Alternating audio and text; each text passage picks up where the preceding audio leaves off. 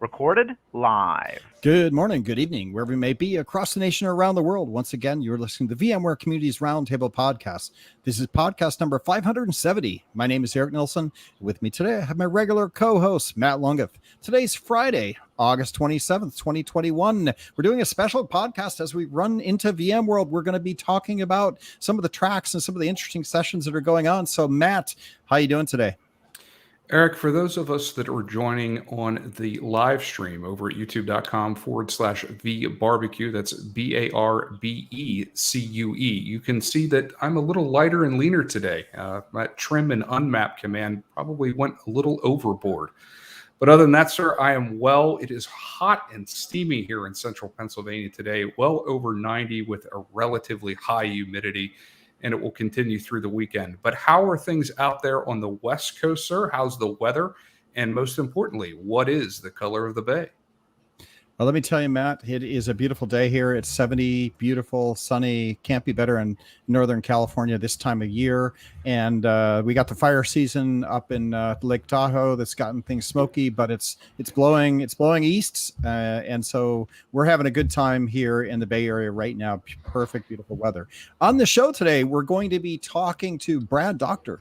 Brad is head of security engineering and security architecture at VMware. He's got a group of people, a big group that works for him, and we've got Brad on the show. We're going to be talking to him about all things security with regard to VMware and more particularly VMworld and what's happening this year at VMworld. They've got their own track. So, Brad, welcome to the show. We're going to get to you, but just want to say hi. Hey, everyone. Happy to be here. Looking forward to it. Before we get to Brad, let's just do a little bit of the news. And Matt, I got to say this. I should blow my air horn, but as of this podcast, we are going to cross the 1 million download mark on the TalkShoe MP4 platform that counts most of our downloads. And as you guys all know, we get anywhere from 3,000 to 5,000 downloads per week. So thank you for that. But this week, this episode will cross the 1 million download mark. Congrats to you and John Troyer and all the legacy of the podcast. And here's to another million more, Eric. Yeah, there you go. Keep on going. We're excited about that. Thanks for listening. In the news today, Matt, I know that we did some announcements at vExpert. I know Corey's not here, but why don't you mention it? Yeah, so vExperts that are out there that are current vExperts, the vExpert celebration party for VMware, there's going to be 2 separate events. For the Americas on Tuesday the 5th from 6 to 8 p.m. Eastern.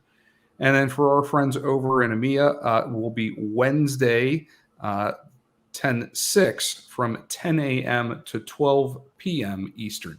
So again, 2 distinct parties there, depending on what time zone you're in. Our friends and vExperts over in the APJ region, please join it at whatever of those 2 events that are out there that would suit your schedule the best. Look for the 2 separate email invites. This will be done over Zoom. That went out. Corey has sent the details within. There will be giveaways and votings and some award winners from categories and votings that happened earlier in this year for different blogs and contributions from the vExpert community. So again, on the Americas on Tuesday the 5th and EMEA on Wednesday the 6th. I would definitely say it should be a fun party. I think we got our act together this year at VMworld. There's a lot of cool stuff going to happen. The vExpert party is one of them. If you're a vExpert and you're listening, you want to go register for this thing because I know that there is like $20,000 of budget that are going to giveaways for the vExpert party this year. And we're creating a vExpert store front that you'll be able to get your code and go get something. If you're in the party, got a lot of different rewards. We're probably going to have additional giveaway as well. So we really want to do this right this year because we didn't do a party last year. So again, we're online. So we're actually going to be doing some cool stuff online and awards and prizes and a storefront that you can go get things shipped to you and automatically for free globally. So got that act together. So we're excited about that. And again, just to remind you, October 5th through the 7th is VMworld Registration opens up, I believe, on the 8th, which is not next week, but the week after, the Wednesday, the week after, I believe, is the 8th. So get ready to go build your schedule. We're going to be putting together a letter for your boss that says you want to go to VMworld and take the time off. So we're going to have a letter just like you always would try to convince your boss to give you the travel budget. This year, we want you to take the time off, register for VMworld, have that calendar blocked so that you can actually go participate in all the sessions and all the cool activities are going to be happening throughout those 2 to 3 days. So excited. Set the time aside now. Block it off if you can. That's right. This is a way, none of us take vacations, right? We're all so busy working and churning on through Zoom. It's so easy just to do this work that we don't even know what a vacation is anymore. So you know what? This is going to be your stay-at-home vacation. Geek out, come to VMworld, learn some security. Did you know that security is trending now? Security, we looked at the social media posts that were happening last month, and actually security conversations for VMware hashtag is actually trending. So we know everybody's paying attention, which is why we asked Brad to come on the show today and talk about security. So Brad, we always kick this off with like, hey, who are you? What's your career arc look like? When did you, start working, and how long have you been doing it? And then how did you end up at VMware? And then what do you do at VMware? So you get your 5 minutes here to tell us who you are. All right. Well, thanks for having me on. Firstly, so I've been at VMware since 2014, and I came in initially to be the security architect for the vCloud Hybrid Services service. One thing led to another, more responsibility, and here we are today, right? So prior to that, I was at a company called Level 3 Communications, or also known as CenturyLink, and there had a similar kind of role in telecom, and that was really fascinating. Prior to that, I spent about 10 years or so in startup land and doing security products. In those roles, it was very much R&D, anything from running a research team to quality engineering to even kernel development on the IP stack for our product, which was an inline IPS, one of them. And so, kind of full scope from software engineering all the way up to doing InfoSec at scale for VMware now. So it's been very fun. I'm a very curious person. I would say InfoSec found me. I was getting into trouble in high school. The first thing I did in 5th grade was create an infinite loop on a Mac, or one of the 2 E's, that said something very bad, and you had to power the thing off to stop it. So I've been doing stuff like that all along. I love it. It's fun, kind of a funny thing, because I look at your career arc and I look at my own, where I started using bulletin boards, right? And BBSs were like ways that you would steal software, right? And quote steal, like share, steal, right. Hard, depends on who you're talking to, but it was kind of a dark art in the sense that, and then over the years, it's become something that, is a legitimate tool for people to use. Social media showed up, and sharing showed up, and community sites showed up, and it went online and on web. And I look at security, and it's kind of the same thing. It started with like little viruses on PCs, and I'm sure my mainframe VMs probably had security before my time, but like I look at it, and now we have like threats and blackmail, and the FBI is involved, and like the whole thing has become an industry standard for the way you operate your data center now, right? So like what a shift. Most definitely. One of the first companies I started was a small ISP in a very small town in Colorado. And I remember one night, we were having trouble with the driver board. It was a Digi, octopus cable going out to a bunch of US robotics modems. So I'm babysitting it, and literally I get a message on the terminal and from someone who's on the system that shouldn't have been. And that was the first sort of like, whoa, what's going on with this? And it was someone, it was a hacker, right? It was fascinating. I'll never forget that feeling. It is interesting, because I have several different servers, that, I spin up in a cage in San Jose, do fun stuff, projects, WordPress, whatever. And I never paid attention to it 10 years ago. But then one day, somebody ran a port analyzer to see how many attacks I was having on port, and I was having like 10,000 attacks per day on all my ports, right? And I had various ones open because, you know, at that time you'd run Unix or Linux and it didn't really matter too much, right? But then you get these people coming in and harvesting your CPUs and you're using your CPUs, and next thing you know, your ISP is telling you to shut down because you've got people using your machine to attack other places. And so it's just interesting how this whole thing has matured, right? And even VMware's participation in this has, we started with VMs and nobody really thought about security. We didn't have anything encrypted. We didn't have, it was pretty much wide open back in the early 2000s to where now, where are we today? Why don't you give us a run through of kind of like, what is VMware's role in this? I know we have Zero Trust, right? So maybe you can just mention a little bit of Zero Trust and then we'll get into VMworld. Definitely. So I mean, honestly, VMware has a very broad role, and we almost got into this and almost stealthily got into this, because we're perceived as an infrastructure company first and foremost. But when you look at Zero Trust architecture and what we have to offer for that, we've got NSXT, for instance, for data center level microsegmentation, and a lot of other things. We've got Workspace ONE for application access, for Workspace ONE access for authorization, right? Authentication. Federate out to anything you want, to use a token, to use a certificate, Okta, RSA, FIDO, whatever you want to do.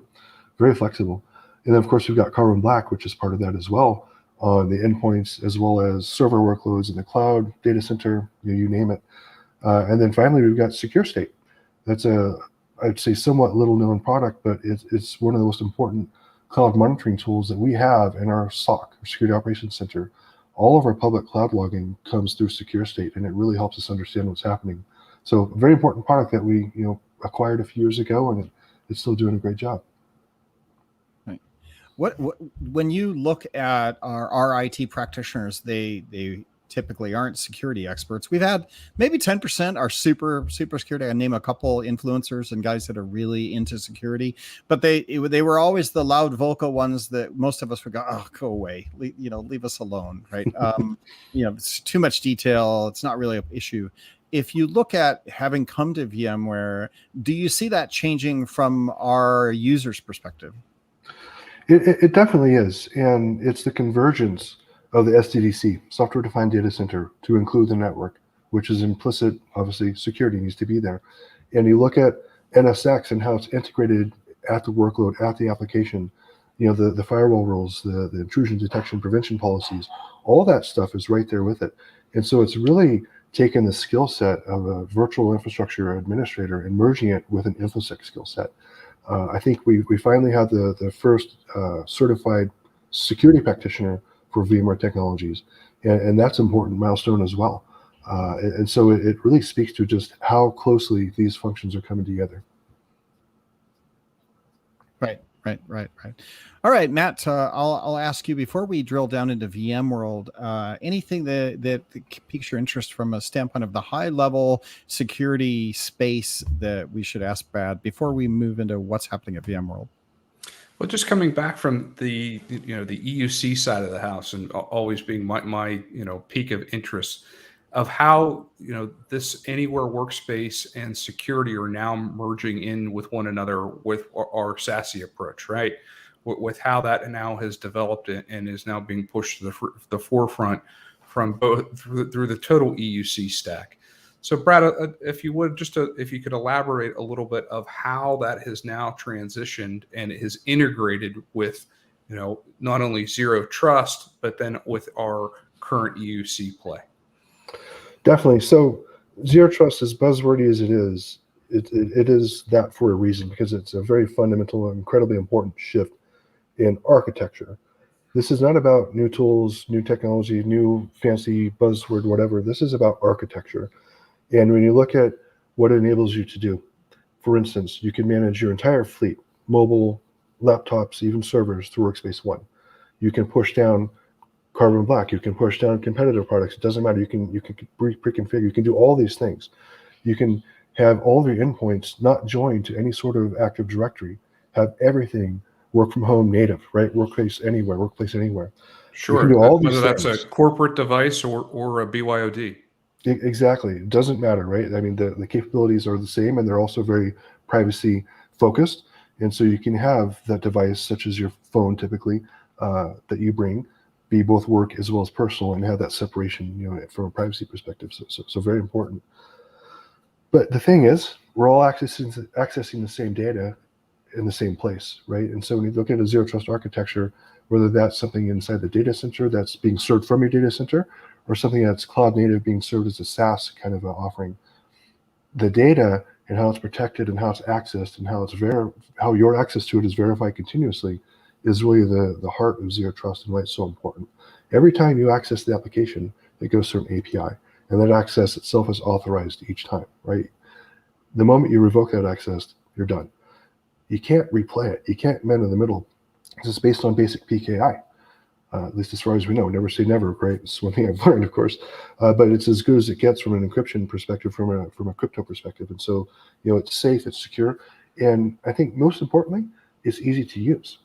When you look at a managed endpoint, especially at VMware, the way we authenticate is very secure, also very user friendly, and so it's our colleagues enjoy using what we've delivered to them, and we've got fantastic telemetry from a security perspective, lightweight. We don't get in the way normally. There's always a case, right? But normally it's working very, very well. But the granularity, the telemetry, the security, all this adds up into something that's just a fantastic user experience. And it's built on VMware technology, all of it through and through. But because of the way the products are architected, if you want to use something different for some component, you can do that. And that's the thing about zero trust, is it's not one product, it's an architecture. And I think VMware's got one of the easiest to use, easiest to understand, easiest to operate, frankly, offerings that there is. And we so often talk about that, right? Where sometimes with user acceptability testing, right? UAT, I think that there is an element of that, of security acceptability testing, right? There's security for security's sake, as sometimes we've heard out there. And there's also security to where the point where it gets to be intrusive into business operations, where we can see where it doesn't allow the business to accomplish what its endpoint is, right? Where it's almost prohibitive to operations.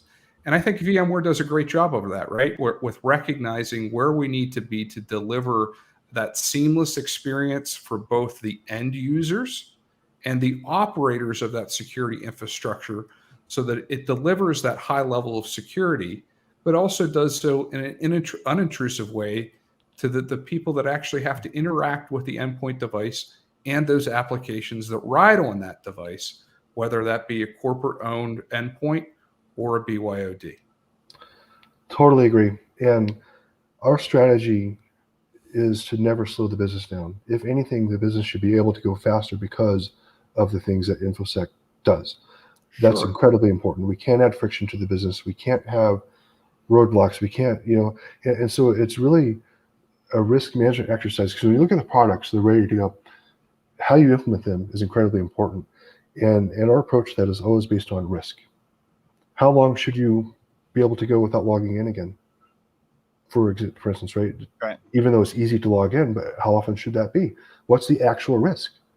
What's the difference between a day or 2 days or an hour or 2 hours? It's that type of thoughtfulness that we put into everything we deploy. And I'll tell you a quick story.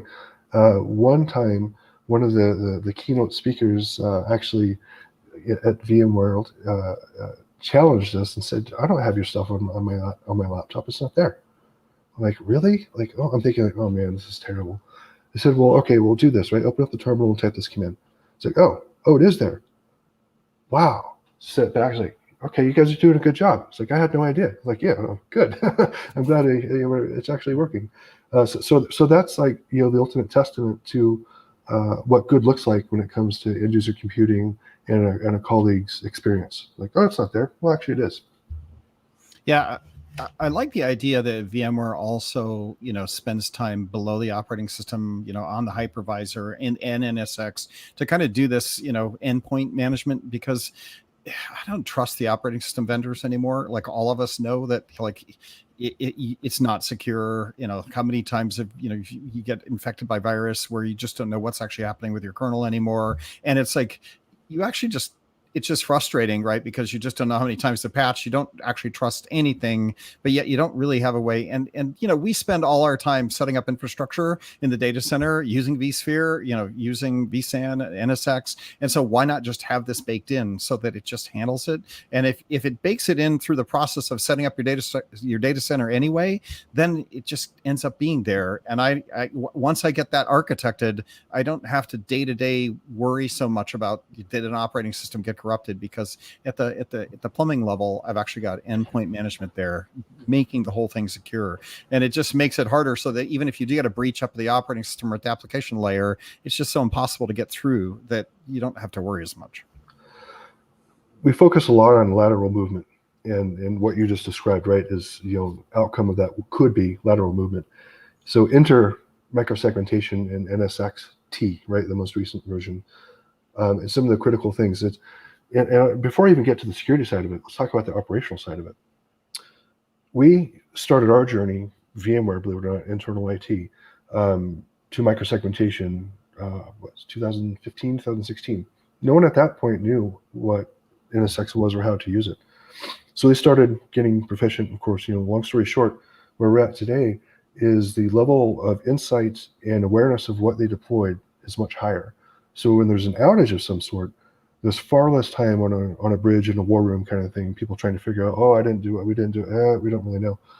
It's far less of that and a lot more of just finding the problem, fixing it, and getting back to business. So the mean time to remediation or resolution, whatever you want to call it, is far lower than it's been. Because when you deploy something that's microsegmented, in order for it to work, you have to understand the application well. And that operational agility has gone way up as a result. Now, thinking about security and the benefits to InfoSec as part of a microsegmented environment, lateral movement is much harder. Now, of course, to what degree is your network microsegmented? We think about this in terms of number of applications. So at this point, last I heard, we're around 160, 170 applications in production, microsegmented, trending to be over 400 by the end of the year. So it's looking very good. The teams have really got it down from how they support it, how they manage it, how they deploy it. And it's helping us go faster now. Now, from a lateral movement perspective, of course, the more things you have microsegmented, the better. Of course, you want to do it right? And any rule is not microsegmented, even though it may look like it. And in NSX, you got to have things locked down to a degree. But once you get critical mass, then you can start threat modeling and saying, well, gosh, if all of our crown jewels are properly microsegmented and tested and all that stuff, what does it actually look like? How much risk do we actually reduce from our exposure? And so it becomes a very interesting conversation to have, for sure.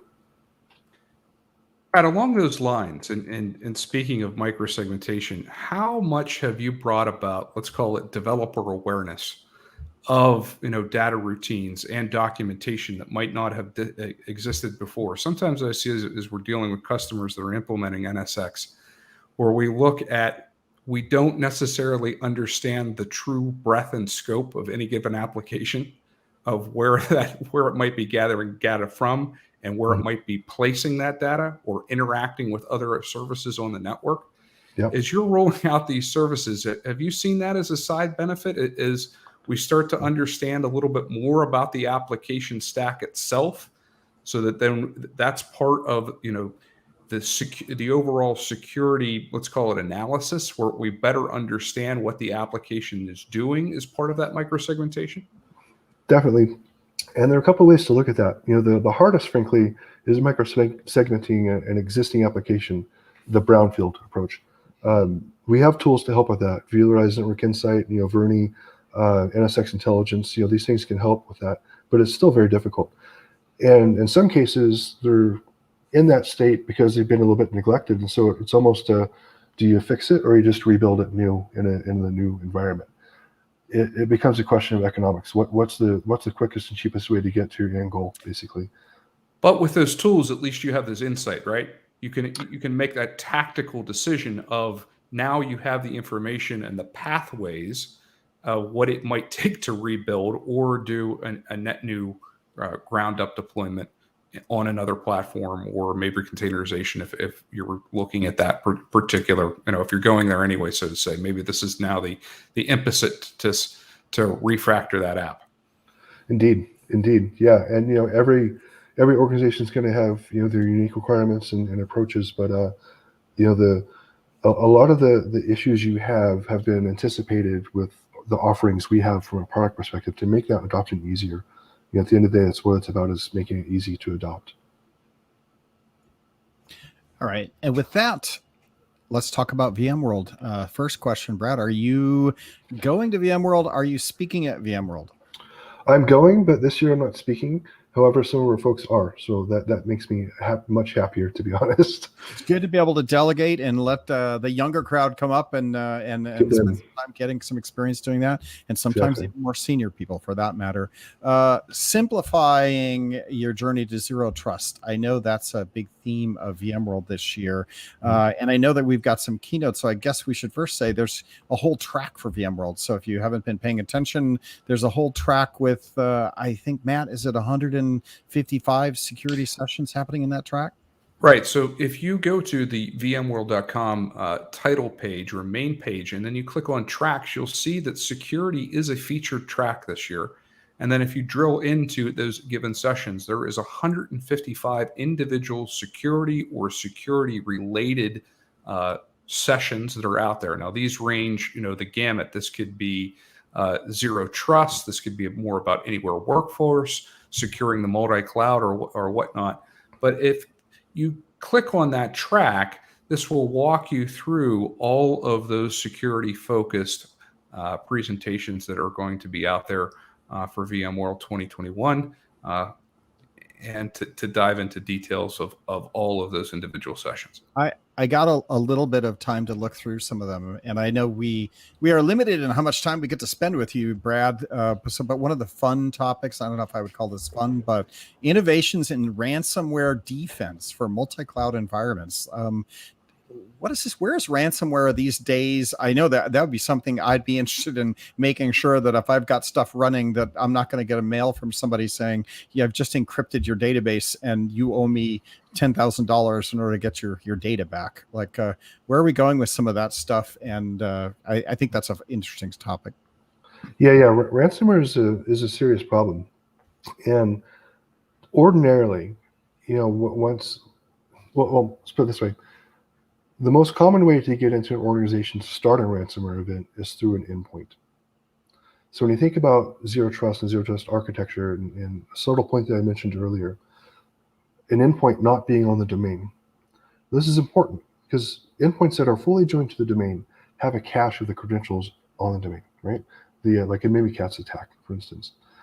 What we see happen often is those credentials will be taken off of that endpoint, cracked, and then they'll come back and use that endpoint to pivot into the network, either across the VPN or maybe connecting to the VPN directly themselves as one of your users, right? So having a fully authenticated session directly into your network. And when you think about that, how is an organization in that state going to be able to defend against something like that? So once the perpetrators are in, it's pretty much just a matter of time and it's game over. It's as bad as it seems. We've helped a number of situations as much as we could, and the symptoms were all the same, right? They were based on initial entry, were based on credentials. And once you're in, probably not microsegmented, probably not a zero trust architecture inside the data center either. So it's carte blanche. Take the data, start encrypting stuff, start demanding the ransom. Horrible. So it's a big deal. And we've got the tools to help, right? But these, again, zero trust architecture. It's so important. It's not just doing this or just doing that. It's the whole architecture. And it really starts with credentials, not using passwords. We have internal policy written that says a password is never an acceptable form for any reason, right? I forget exactly what it says, but it's never an acceptable form of authentication. I just searched on ransomware on the security track, and I think I'm looking at 10 different sessions talking about ransomware, how to prevent ransomware attacks, innovations in ransomware defense, ransomware resistance and recovery using vSphere security. So a lot of cool topics to be able to just bring you up to speed, either from basic or even some more sophisticated topics here. It looks like there's plenty of content to spend quite a bit of time. Would encourage people to register. Yeah, there's a lot of very interesting content for sure. On the topic of zero trust, a name that you should know is Peter Bjork. Years ago, Peter was at Vmworld, years ago, talking about zero trust, right? And how to do it with our tools at that time. So this is session SEC, so SEC 1028 or 1028, and Peter Bjork. So have a look at that, because he's also helped us as well with his vision, his knowledge, and all that. And that's going to be a really, really good one. And it's a very practical approach to how you actually implement zero trust security architecture. Nice. I'll also do a shout out to all our community listeners. Bob Plankers, senior market architect, comes on the podcast quite often. He's going to be doing ransomware resistance and recovery with vSphere Security, SEC 1385. That's another one. If you know Bob, he's awesome. Go check out his session and register for that one as well. Other topics here that maybe should be mentioned: innovations in securing the distributed workforce. I think you talked a little bit about that. We didn't mention the keynotes. I suppose we should mention the keynotes a little bit. If I come back up to the tracks and you select security, you will see that I'm in search mode here. Got to get rid of ransomware. You will see who is doing the tracks, and I will get Brad, I'll get your opinion on who that is once I manage to clear and find the security track. Here we go, and I'll get the speakers. So we got Patrick Morley, Renew, and Dr. Emily Estwick. Any information that you can tell us about those people? Because on the site it just has them. It doesn't say what they're going to be talking about or who they are or anything about them. So what if you know anything? Yeah, definitely. So Patrick Morley is the general manager of our security business unit. He was formerly the CEO of Carbon Black, and so he came with Carbon Black, and amazing person, amazing speaker as well. If you want to learn something, that's a great place to go for sure. Yeah. Go ahead. I think Renew is VP of Product Marketing, EUC, so I would assume she'll be talking about EUC security and that whole space that we've been talking about. Indeed. And I can't understate the importance, or overstate the importance rather, of Workspace ONE and EUC and all that as part of the zero trust architecture. When you look at the synergy with Carbon Black, it was a fantastic match. And we use them extensively, obviously, as part of our strategy here at VMware. But it's good stuff. So that'll be very interesting. Okay. And Dr. Is it Amelia Estwick? Yeah, Dr. Estwick. Yeah. So threat research at VMware and the TAU threat analysis unit, I believe is what they actually call it within Carbon Black. You talk about a critical function and a critical role, a critical department. The threat intel, all that stuff feeds directly into Carbon Black and our customers, and impacts our customers directly. Lastline is another acquisition we did that's being integrated into NSX, also relies on threat intelligence. So these are foundational contributors to our security products. So incredibly important. I'm sure. I mean, how much of any given vulnerability that's came out there, within, let's say, the last, Brad, you would be able to comment to this, 3 to 4 years, mostly 0 day, right? Where we're seeing, this isn't where we're picking up a signature for a known exploit. And sure, in some instances, but I would say mostly not anymore, right? This is where we need that extra level of what is a nominal state on the network. And then now that we have a known good state, where we can use those advanced analytics to say, okay, something's not right here, right? And then to set off a flag after our SOC. And that's modern security, right? Or a big part of modern security. Definitely. We use Lastline internally extensively. And we actually evaluated Lastline from a consumer perspective before the acquisition, totally unrelated. And we were very happy to hear that the acquisition happened, because we really liked what we saw. So, yeah, it was good stuff. But to your point, 0 days, definitely. But the whole point of threat research is to find where the adversaries are going, to understand where they're going before they get there or when they get there, so you can be ready to defend against that.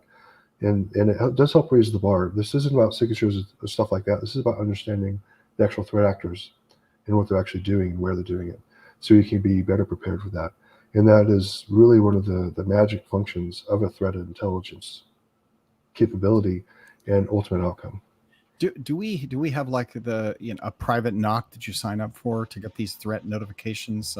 How do we, I know that some places have that where you're inside and then you get notifications and email, or I don't even know if email is the right channel for that kind of stuff. But how does VMware handle notification to our customer base on these type of things? Because it's like if you spend too much, everybody knows that you're doing it. Where does that land? It's a good question, and to be completely transparent, I don't have a great answer here. I'm pretty sure most of it is woven into the product as updates. I see. Last line delivered or downloads features. Right. So does Carbon Black, actually. Yeah. Yeah, I know that we've worked with the security guys since Carbon Black came over, and we've been working with them on even creating a private blog that you have access to. That then we can actually have people blogging about and publishing, kind of like what Microsoft does, where they have a destination and you go there, and then you're watching feeds that are being published on threat research or threat initiatives that are real time, right? So it'll be interesting to see how VMware is engaged in that space. It's a little scary for me because it's like extra work as an administrator. Now I have a place I have to go check for things, and I don't want to have to do that. So I'd much rather have VMware do it, update, and things are just stay secure. And I don't have to pay attention to every week what's actually happening out in the bad world that's out there. Yeah. It's nonstop. I tell you, It is nonstop. I can see that. Brad, your history and your experience has been, everything from that small ISP operator originally out in Colorado to a national service provider with CenturyLink, and obviously now here at VMware. Mm-hmm. What's some of that you can speak to? What's one of the more interesting or memorable vulnerabilities that you saw out there that you just went, wow, this is next level of what we were, of being able to, exploit code or make that next level vulnerability that may have not even appeared for months or weeks after that a malicious actor was able to gain to a system that really, caught you off guard. How about a malicious actor being able to take down regions of the U.S. ISP infrastructure that with a single packet on the network, right? I won't mention any vendors, anything like that, but we saw that. We rapidly responded to all hands on deck, hair on fire. This is not a drill to respond and get the infrastructure patched against that, because it was literally a single packet.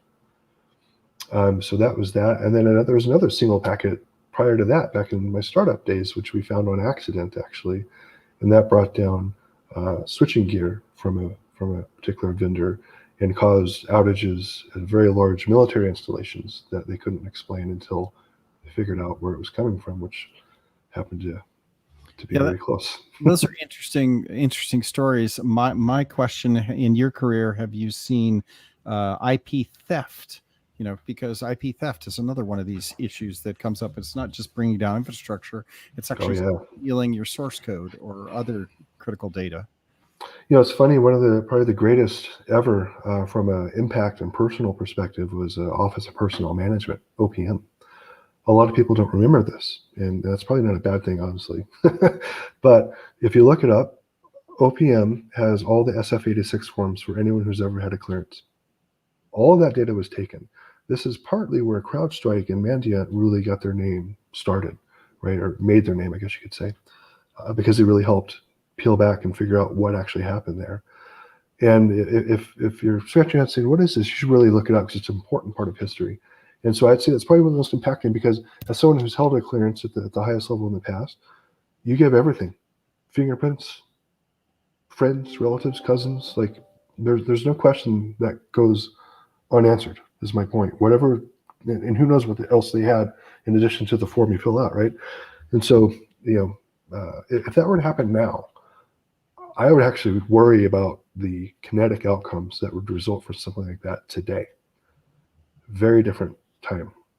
Yeah, that's just an interesting perspective, right? Because it's also human life. It's risky. It's like not like loss, but just human loss. Yeah, I mean, think about it. Every person who held a clearance. Again, this is all public knowledge, right? Every person who held a clearance, their information was taken. Yeah. Let that sink in. Yeah, that's a different level of that. Gets into government security and a whole nother level of security, right? Right. Military security and all of that, right? Yeah. Indeed. So it is a serious piece, and if we can obviously provide solutions, it's good. It's good. Matt, we're coming up. I know we have a hard stop in 4 or 5 more minutes, so we always typically ask Brad. You're going to be promoting sessions at VMworld. Do you get out and do other things in the ecosystem, or are you just busy running, the engineers that are working on the problems?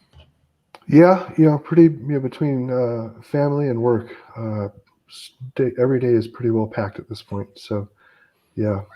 What could the community do with regard to helping you, either, move the message forward, move the industry forward, move VMware forward? We get a lot of V-experts and a lot of people that listen to the podcast that are, either advocates or bloggers.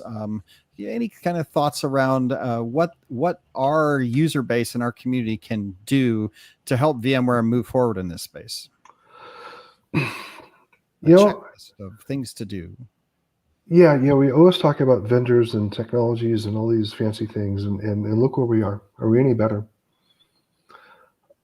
It's about architecture, and I think that's where the conversation really needs to switch. When we talk about practitioners and people actually doing this stuff, it's really about architecture. You should be able to swap in a vendor for any function and do equally well.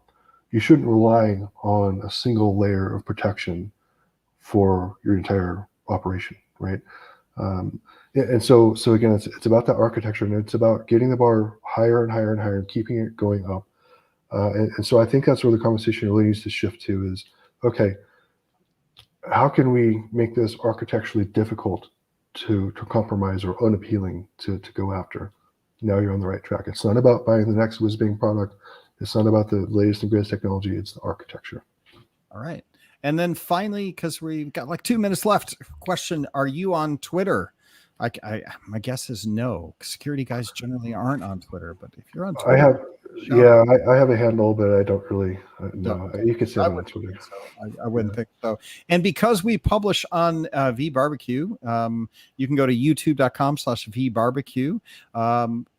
We always end the podcast with a barbecue question. So, Brad, we didn't ask you, where do you reside on the planet, and then what's your favorite either barbecue you make or barbecue joint that you go to? Sure. So I'm in Denver, Colorado, or closer to Louisville, Colorado. And in Louisville, there's a great place called Lulu's Barbecue, Lulu, Lulu's. It's absolutely amazing. Some of the best brisket I've had. And I've had brisket in Texas, which is amazing too, don't get me wrong. But when you get out of Texas, this is about as best as I've found outside of Texas. And I was going to say, it's great. Colorado doesn't know anything about cattle or barbecue. No, right? Those guys don't have anything up there.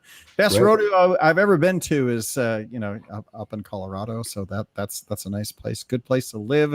Sorry, you're breathing some of our smoke from the Sierras, but that's just the way it goes.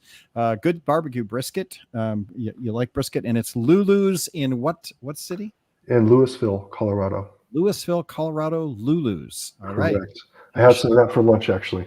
Believe it or not. If you go there and you mention Brad Doctor's name, they'll look at you and wonder if you're okay. Right. Exactly. Brad, thanks a lot for joining us today. I would encourage everybody, if you made it to the end, thank you very much. Go to VMworld, look at the security tracks, the ransomware, Bob Plunkers, and the ones you've heard today. Go register for a couple of these. It'll be good for your career. It's good for all of us to understand how to get here. So thanks for being here, Brad. My pleasure. Thanks for having me. Matt, thanks for coming on a Friday and talking VMworld. I think we're going to make this a regular VMworld, talk about all the cool sessions that are happening at VMworld Friday afternoon barbecue session. It's that time of the year, so why not? Why not? Yeah, love it. All right, Brad. Thanks a lot, guys. We'll be back again next Wednesday live for HOL, I believe. And until then, everybody have a great weekend and get some barbecue.